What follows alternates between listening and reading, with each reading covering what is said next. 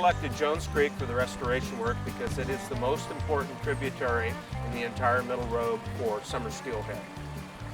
The first step in restoring Jones Creek was to restore fish passage at the culvert. We're here at Lower Jones Creek where we did a fish passage restoration project 2 years ago. Here at this culvert, there was a 3-foot drop.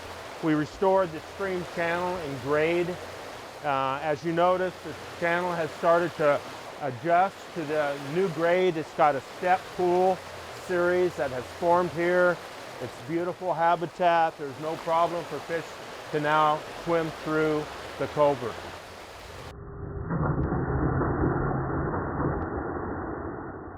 Tokay Canal was constructed in the 1920s to provide irrigation water for agriculture.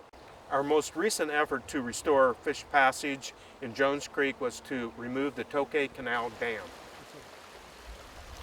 The problem with the canal is that during the irrigation season, juvenile fish attempting to migrate downstream to the Rogue River are intercepted by the canal and they die. Tokay Canal currently crosses Jones Creek at this location, crosses here.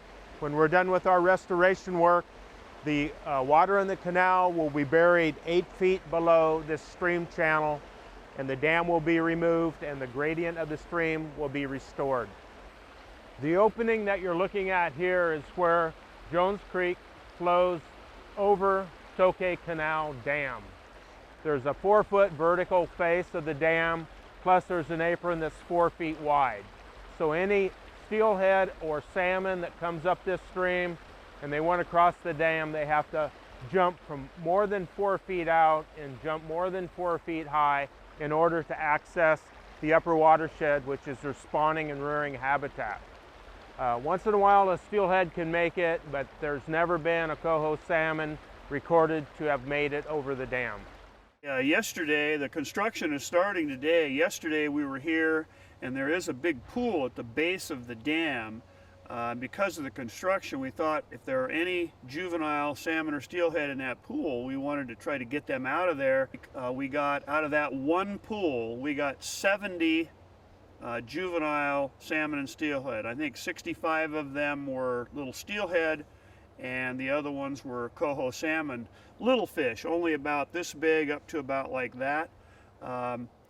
And for me, that proves that this project is worthwhile. We also learned when we began the project and we salvaged fish from the project area that Pacific lampreys also use this stream as well, which was a surprise to me, but it's good to know. We worked with the local stakeholders, which include Grants Pass Irrigation District and the residents, ODFW and NOAA, to develop this project. It's quite a good project.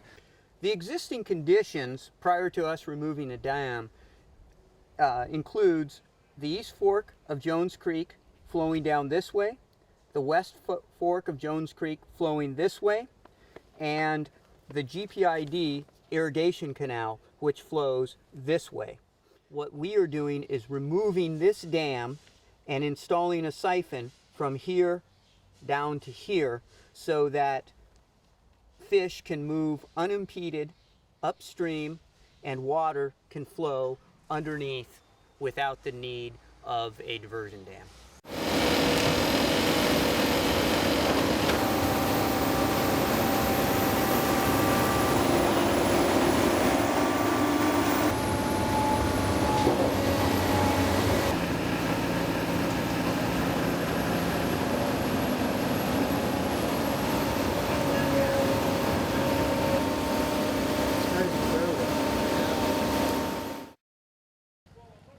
Yesterday we dug the trench for the siphon pipe.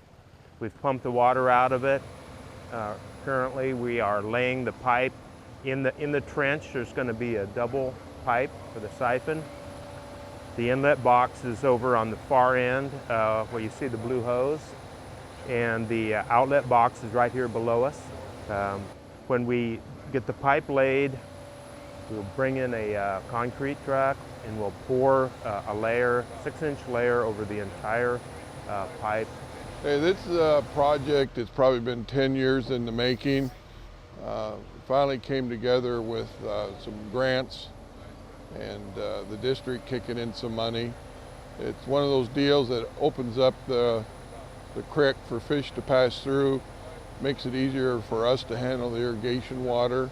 So it really is a deal that works good for everybody. You might wonder why we're doing a big project like this on a very small tributary of the Rogue River, but people would be amazed to find out just how many fish are spawned out of these small streams that work as tributaries to the river. When we started this project years ago, we had to trap fish up above us out of 2 tributary side channels. Those fish produced 300 to 400 fish a year that we would catch as they put the boards up and started the spring irrigation season. When we took 2 passage barriers out down below us, the year after that, conditions were perfect. We got over 8,800 fish out of this stream by trapping them. And what this shows us is that there is the potential in this stream to produce many, many more fish than are being produced now, to go to the Rogue, to end up as those larger salmon and steelhead that everybody loves to catch. The project involves creating and reprofiling the channel. These will be constructed of very large boulders that will be around 1 to 2 tons in weight, and that would be roughly 3 to 3.5 feet in diameter.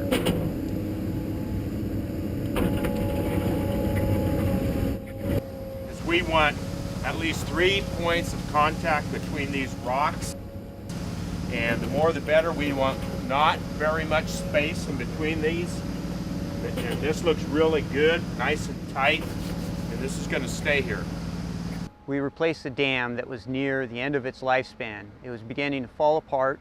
It was being undermined at the downstream end. It had been around for about 100 years.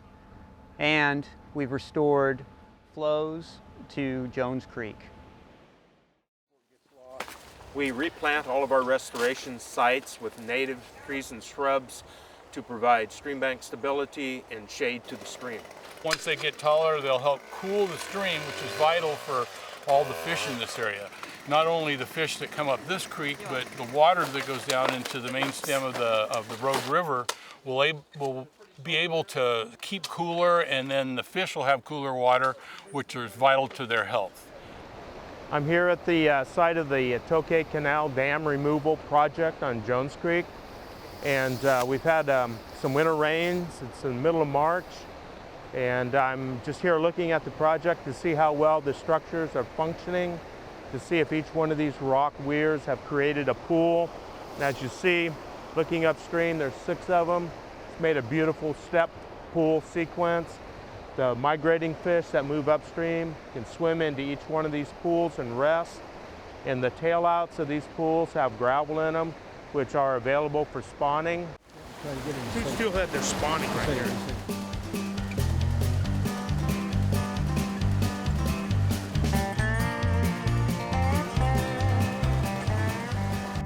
Our next restoration project is going to be the removal of a small irrigation dam on the east fork of Jones Creek. It's encouraging to see that landowners understand the value of these small creeks and these tributaries and what they do for our local economy, as well as for our culture and our heritage. It's what we do here is fish and use our river. There's so many creeks that still need a good steward. Anybody interested in bringing back the natural abundance that these creeks can provide should get involved with their local watershed council. Watershed councils can make a tremendous difference. There's many, many volunteers that put in countless hours, and the results of that work is a benefit to all of us.